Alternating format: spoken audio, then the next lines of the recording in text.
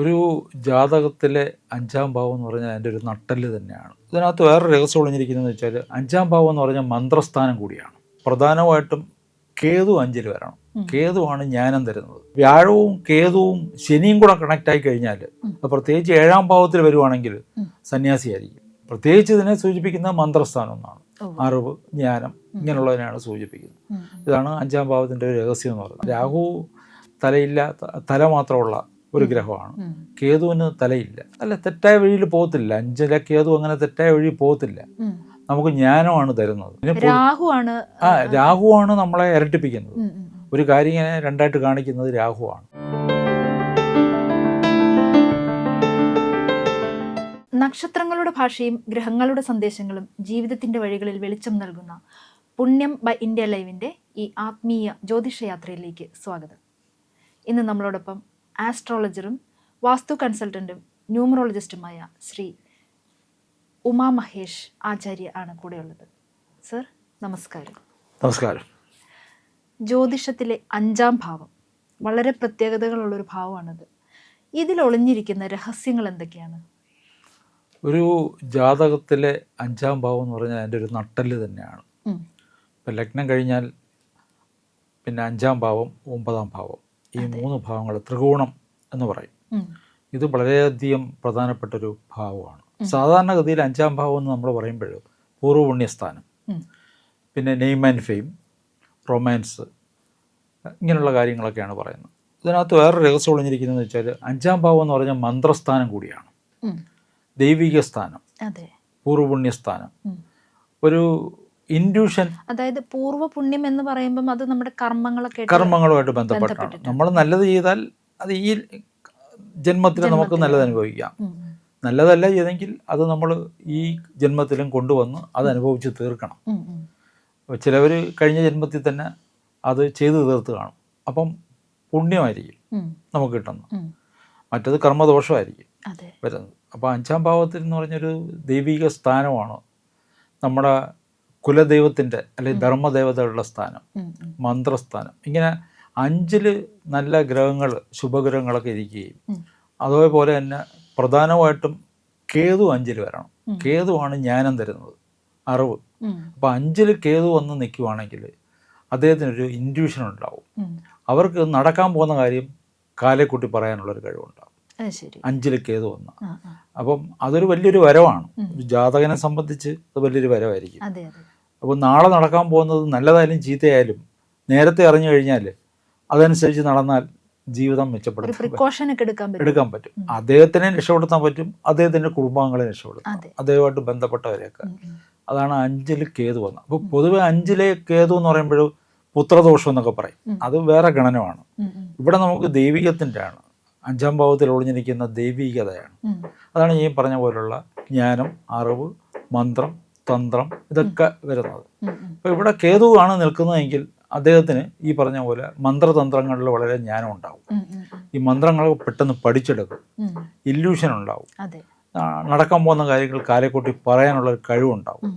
അപ്പോൾ അത് ഏത് ലഗ്നക്കാരായാലും അഞ്ചിൽ കേതുവാണെന്നുണ്ടെങ്കിൽ അദ്ദേഹത്തിന് ഈ ഒരു കഴിവ് പ്രത്യേകം ഉണ്ടാവും. പിന്നെ ഇതിനൊരു ശുഭഗ്രഹങ്ങൾ നോക്കുവാണെങ്കിൽ കുറച്ചുകൂടെ, ഇപ്പോൾ വ്യാഴം നോക്കുവാണെങ്കിൽ വ്യാഴം എന്ന് പറഞ്ഞത് ഇത് പറഞ്ഞ തന്നെ അറിവ്, ജ്ഞാനമൊക്കെ തരുന്ന ഗ്രഹം, ശുഭഗ്രഹമാണ്.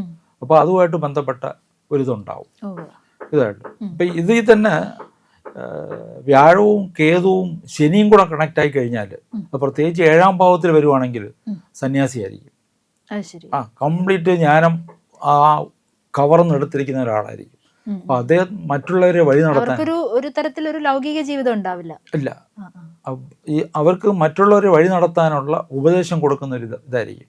അതിങ്ങനെ ഡീഫോൾട്ടായിട്ട് സംഭവിക്കുന്ന ജനിക്കുമ്പോൾ. അപ്പം ഏഴിലിങ്ങനെ വന്നു കഴിഞ്ഞാൽ അവർക്ക് വിവാഹ ജീവിതം ഉണ്ടാവില്ല, സന്യാസി ജീവിതമായിരിക്കും. അപ്പോൾ കേതു, വ്യാഴം, ശനി ഇത്രയും കണക്റ്റ് ആയി കഴിഞ്ഞാൽ.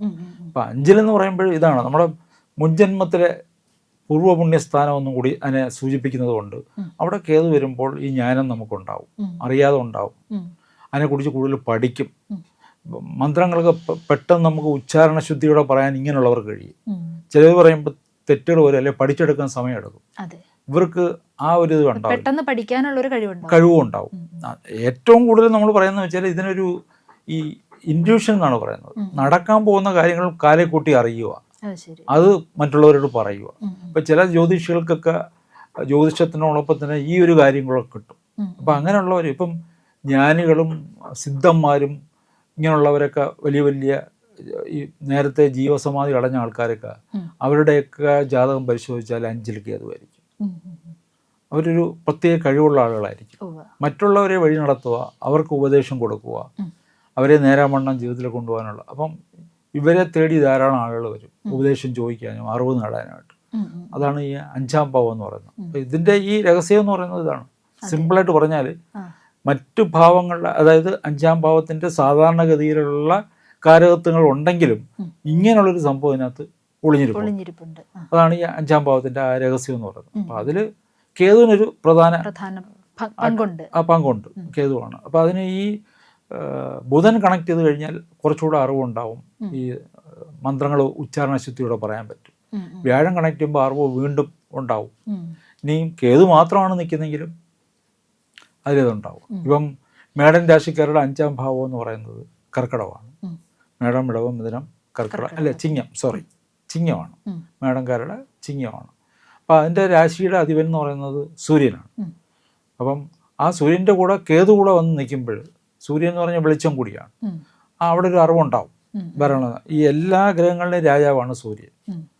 ഈ കേതു അവിടെ വന്ന് നിൽക്കുമ്പോൾ ഈ പ്രത്യേക ഒരു കഴിവ് അവിടെ സംഭവിക്കുകയാണ്. അങ്ങനെ ഓരോ ലഗ്നക്കാർക്കും 5-ാം ഭാവം എവിടെയാണോ അവിടെ കേതു വന്ന് നിന്ന് കഴിഞ്ഞാൽ അവിടെ നിൽക്കുന്ന മറ്റു കാരകത്വത്തിനോടൊപ്പം തന്നെ ഈ കേതുവിൻ്റെ ഒരു ഇത് ഉണ്ടാവും. പ്രത്യേകിച്ച് ഇതിനെ സൂചിപ്പിക്കുന്ന മന്ത്രസ്ഥാനം എന്നാണ്. അറിവ്, ജ്ഞാനം ഇങ്ങനെയുള്ളതിനെയാണ് സൂചിപ്പിക്കുന്നത്. ഇതാണ് 5-ാം ഭാവത്തിൻ്റെ ഒരു രഹസ്യം എന്ന് പറയുന്നത്. അത് ഓരോരുത്തരുടെ ജാതകത്തിൽ എങ്ങനെയാണോ ഇരിക്കുന്നത്. പിന്നെ മറ്റു പാവഗ്രഹങ്ങളും ഇതിൻ്റെ കൂടെ കൂടാൻ പാടില്ല. കൂടുമ്പോൾ ഇതിൻ്റെ ഒരു ഇത് കുറയും. അതായത് ഗ്രഹസംയോഗങ്ങൾ അങ്ങനെ ഉണ്ടാവില്ല. ഇപ്പം ഈ കേതു ഇപ്പം ഇവിടെ വന്ന് നിൽക്കുന്നു. ഫോർ എക്സാമ്പിൾ, ഇപ്പം 5-ാം ഭാവത്തിൽ സൂര്യൻ്റെ കൂടെ നിൽക്കുമ്പോൾ ഒരു ഗ്രഹണം ഉണ്ടാവും. സൂര്യനും കേതുവും വരുമ്പോൾ ഗ്രഹണദോഷം എന്ന് പറയും. അപ്പം രാഹു നിന്നാൽ ഗ്രഹണദോഷം എന്ന് പറയും. എന്ന് പറഞ്ഞ പോലെ ആ ഒരു ഗ്രഹത്തിൻ്റെ പവറും കൂടി ഈ കേതു ഇല്ലാതാക്കും. അങ്ങനെയും സംഭവിക്കാറുണ്ട്. ഈ ചന്ദ്രൻ്റെ കൂടെ കേതു നിന്ന് കഴിഞ്ഞാൽ, ചന്ദ്രൻ എന്ന് പറഞ്ഞാൽ മനസ്സാണ്. അപ്പോൾ മനസ്സിൻ്റെ ഒരു ഭ്രമം ഉണ്ടാവും. മനസ്സിലായില്ലേ?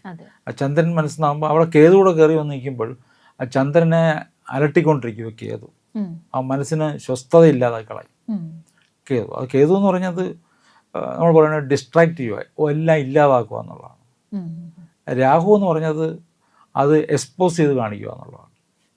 ഇതാണ് രാഹുവും കേതുവും തമ്മിലുള്ള വ്യത്യാസം. രാഹു തല മാത്രമുള്ള ഒരു ഗ്രഹമാണ്. കേതുവിന് തലയില്ല. അപ്പോൾ അതുകൊണ്ട് അത് ലോകം കാണുന്നില്ല. കാണാത്തതുകൊണ്ട് അത് പറയാതെ അവിടെ ഒന്നുമില്ല, നിശ്ചലമാണ്, ഇതാണ് എന്ന് പറയും. അപ്പോൾ അതൊരു തെറ്റായ വഴികളിലേക്കൊക്കെ നയിക്കത്തില്ല. കേതു തെറ്റായ വഴികളിൽ നയിക്കത്തേ ഇല്ല. രാഹു നയിക്കും. രാഹുവിന് തല മാത്രമുള്ളതുകൊണ്ട്, ഉടലില്ലാത്തതുകൊണ്ട് അതിന് എല്ലാം എൻ്റർടൈൻ ചെയ്യണം എന്നുള്ളൊരു ഇതാണ്. എല്ലാം അവസാനം കുരുക്കിക്കൊണ്ട് ചാടിക്കും രാഹു. അതാണ് എക്സ്പോസ് ചെയ്ത് കാണിക്കുക, ഒരു സ്ഥാനത്തിൻ്റെ രണ്ടായിട്ട് കാണിക്കുക. അപ്പോൾ അതിപ്പോൾ ഫോർ എക്സാമ്പിൾ, ഇപ്പം ഒരു ശുക്രൻ്റെ കൂടാണ് രാഹു എന്ന് നിൽക്കുന്നെങ്കിൽ ശുക്രൻ്റെ കാരകത്തെ ഡബിളാക്കി കാണിക്കും. ലക്ഷറി ലൈഫാണ് ഈ ശുക്രൻ എന്ന് പറയുന്നത്. അപ്പോൾ അതിനെ ഡബിളാക്കി കാണിക്കും. ഇപ്പോൾ എൻ്റർടൈൻമെൻറ്റ് ഇൻഡസ്ട്രിയിലുള്ളവർ ഇപ്പോൾ 5-ൽ രാഹു നിൽക്കുന്നു, അതിൻ്റെ കൂടെ ശുക്രനെ നിൽക്കുന്നുണ്ടെങ്കിൽ അവരുടെ നെയിം ആൻഡ് ഫെയിം 10 മടങ്ങ് വർദ്ധിക്കും. അപ്പം ഇങ്ങനെയുള്ള കാര്യങ്ങൾക്ക് നമുക്ക് എന്താണൊരു പരിഹാരം? കേതു 5-ൽ നിൽക്കുന്നുണ്ടോ? അത് പരിഹാരം അല്ലല്ലോ, അത് നല്ലൊരു കാര്യമല്ലേ. അല്ല, ഇതിൽ നമ്മൾ തെറ്റായ വഴികളിലേക്കൊക്കെ പോകുന്ന ഒരു അവസ്ഥ വന്നു കഴിഞ്ഞാൽ ഇപ്പൊ കുഞ്ഞുങ്ങളുടെയൊക്കെ കാര്യത്തിൽ അത് ഭയങ്കര പ്രശ്നമാവുമല്ലോ. അല്ല, തെറ്റായ വഴിയിൽ പോകത്തില്ല. 5-ലെ കേതു അങ്ങനെ തെറ്റായ വഴി പോകത്തില്ല. നമുക്ക് ജ്ഞാനമാണ് തരുന്നത്. പിന്നെ രാഹുവാണ് നമ്മളെ ഇരട്ടിപ്പിക്കുന്നത്. ഒരു കാര്യം ഇങ്ങനെ രണ്ടായിട്ട് കാണിക്കുന്നത് രാഹുവാണ്. കേതു എന്ന് പറഞ്ഞാൽ അങ്ങനെയല്ല. രാഹു ആക്സിലേറ്ററും കേതു ബ്രേക്കുമാണ്. രാഹു എല്ലാത്തിനും നമുക്ക് കൊണ്ട് ചാടിപ്പിച്ചിട്ട് ഒരുപാട് നമ്മളെ ഈ ലോകം ആഘോഷിക്കാനുള്ളതെന്ന് കാണിക്കുന്നതാണ് രാഹു. ഇന്നത്തെ കാലം നടന്നു പോകുന്നത് രാഹുവിൻ്റെ കാരകത്തിലും അല്ലെ അതിൻ്റെ വൈബ്രേഷനിലാണ്. എല്ലാം ഇപ്പോൾ വന്നിരിക്കുന്ന ഡിജിറ്റൽ യുഗമാണല്ലോ. ഇതെല്ലാം രാഹുവായിട്ട് ബന്ധപ്പെട്ടിരിക്കുന്നത്. ഇപ്പം നമ്മൾ ഈ കാണുന്ന AI ഇതെല്ലാം രാഹുവിൻ്റെ മായാവലയാണ്. ഒരു മായികമായിട്ടുള്ള ഇല്യൂഷണറി പ്ലാനറ്റാണ് രാഹു. നേരെ ഓപ്പോസിറ്റാണ് കേതു. കേതു ഇതിനൊന്നും പോകത്തില്ല. കേതു പറയുന്ന ലോകം എന്ന് പറയുന്നത് അങ്ങനെയൊന്നുമില്ല. സത്യം ഇതാണ്, നീ ഇവിടെ തന്നെ ഇരിക്കുക, എങ്ങും പോകരുത്. അപ്പോൾ കേതു എന്ന് പറയുന്നത് എല്ലാത്തിനെയും നശിപ്പിക്കും, ഇല്ലാതാക്കും. രാഹു എന്ന് പറഞ്ഞത് ഉള്ളതിനെ ഇരട്ടിപ്പിക്കും. ഇതാണ് രാഹുവും കേതുവും തമ്മിലുള്ള വ്യത്യാസം. പിന്നെ ഇതിനെക്കുറിച്ച് പറഞ്ഞുകൊണ്ടിരിക്കുകയാണെങ്കിൽ ഒരുപാട് പറഞ്ഞുകൊണ്ടിരിക്കുക, നമുക്ക് സമയം തികയില്ല. അപ്പോൾ സിമ്പിളായിട്ട് പറഞ്ഞാൽ, ഇപ്പോൾ നല്ലൊരു ഭാവത്തിൽ കേതു വന്ന് നിൽക്കുവാണെങ്കിൽ ആ ഭാവത്തിന് അതില്ല. ഇപ്പോൾ 5-ാം ഭാവത്തിൽ കേതു നിൽക്കുവാണെങ്കിൽ പൊതുവേ പുത്രൻ അല്ലെങ്കിൽ സന്താനകാരകൻ എന്ന് പറഞ്ഞ സ്ഥാനമാണ് 5. അപ്പോൾ കേതു നിൽക്കുവാണെങ്കിൽ അവിടെ സന്താനം ഉണ്ടാവാൻ താമസം വരും. അത് വേറൊരു ഭാവമാണ്. പക്ഷെ നമ്മുടെ ഈ സബ്ജക്റ്റിൽ ദൈവിക ഭാവം എന്ന് പറയുമ്പോൾ അത് വേറെയാണ്. അവിടെ ജ്ഞാനം ഉണ്ടാവുകയാണ്, ഒരു ഇൻറ്റ്യൂഷൻ ഉണ്ടാവുകയാണ്.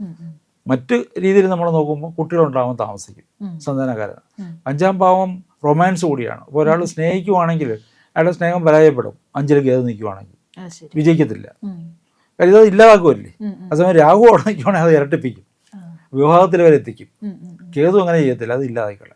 അപ്പോൾ ഏത് ഭാവങ്ങളിലാണോ അത് പോയി നിൽക്കുന്നത്, ഇപ്പോൾ 7-ാം ഭാവത്തിൽ കേതു പോയി നിന്ന് കഴിഞ്ഞാൽ വിവാഹ ജീവിതം നശിപ്പിക്കും. അവിടെ ഒരു ശുഭഗ്രഹത്തിൻ്റെ ദൃഷ്ടി വന്നില്ലെങ്കിൽ ആ ഭാവം കംപ്ലീറ്റ്ലി സ്പോയിലായി പോകും. അപ്പോൾ കേതു എന്ന് പറഞ്ഞത് ആ ഒരു ഗ്രഹം എന്ന് പറഞ്ഞത് ഒന്നിനെയും അനുവദിക്കില്ല, എല്ലാത്തിനെയും തടഞ്ഞു നിർത്തുകയാണ്. അത് ഞാൻ പറഞ്ഞത് ഒരു വണ്ടിയുടെ ബ്രേക്കാണ് കേതു, ആക്സിലേറ്റർ രാഹുവാണ്. അപ്പം അങ്ങനെ നോക്കുമ്പോൾ കേതുവാണ് എപ്പോഴും നല്ലത്. അപ്പം നമുക്കൊരു പിടുത്തം കിട്ടുമല്ലോ. രാഹു കൈവിട്ട കളിയാണ്, നമുക്ക് ഒരു ഇതും ഇല്ലാതെ പോകും. അപ്പോൾ രാഹു 6-ൽ വന്ന് നിൽക്കുവാണെങ്കിൽ നല്ല സ്ഥാനമാണ്, രാഹുവിന് ഉഭയസ്ഥാനമാണ് ഈ 6 എന്ന് പറഞ്ഞത്. പക്ഷേ രോഗം, കടം, ദുരിതങ്ങൾ ഉണ്ടാക്കി വയ്ക്കുന്ന സ്ഥാനം കൂടിയാണ്. അവിടെ രാഹു വന്നു കഴിഞ്ഞാൽ ഈ കടം ഇരട്ടിപ്പിക്കും, രോഗം കൂട്ടും. അതേസമയം കേതു വന്നു കഴിഞ്ഞാൽ ഇതെല്ലാം ഇല്ലാതാക്കും, കടം ഇല്ലാതാവും, രോഗം വന്നാൽ പെട്ടെന്ന് കുറയും. ഇതാണ് അതിൻ്റെ ഒരു വ്യത്യാസം. അപ്പോൾ 5-ാം ഭാവത്തിലെ രഹസ്യം എന്ന് പറയുന്നത് ഇതാണ്. നമ്മൾ സൂചിച്ച പോലെ ഒരു ഇൻറ്റ്യൂഷൻ ഉണ്ടാവുക, മുൻകൂട്ടി കാര്യങ്ങൾ പറയുക, മന്ത്രങ്ങൾ ഉച്ചരിക്കാൻ പഠിക്കുക, മന്ത്രം പഠിക്കാൻ ഒരു പെട്ടെന്നുള്ളൊരു കഴിവ് കിട്ടുക. പിന്നെ ഈ പൂജകളൊക്കെ ചെയ്യുക, ചിലവർക്ക് പൂജകൾ ചെയ്യാനുള്ളൊരു ഇൻറ്റ്യൂഷൻ വരും. അപ്പം അതിന് വേറെയും ചില ഗ്രഹങ്ങളിലൊക്കെ കോമ്പിനേഷൻ വരണം. പക്ഷെ നമ്മളിവിടെ 5 എന്ന് പറഞ്ഞാൽ കേതുവിനെ മാത്രം ഉദ്ദേശിച്ച് പറയുകയാണ്. അപ്പോൾ ഇതാണ് 5-ാം ഭാവത്തിൻ്റെ ആ ഒരു ദൈവികമായിട്ടുള്ള ഒരു രഹസ്യം. നമ്മുടെ കുലദൈവം, ധർമ്മദേവത, അവരുമായിട്ടൊക്കെ ഒരു കണക്ഷൻ നമുക്ക് എപ്പോഴും ഉണ്ടായിക്കൊണ്ടിരിക്കും. അപ്പം ഇങ്ങനെയുള്ളവർക്ക് കാലേ കൂട്ടിയുള്ള കാര്യം പെട്ടെന്ന് പറയാൻ പറ്റും. അപ്പോൾ അതൊരു വരമാണ് ശരിക്കും പറഞ്ഞാൽ.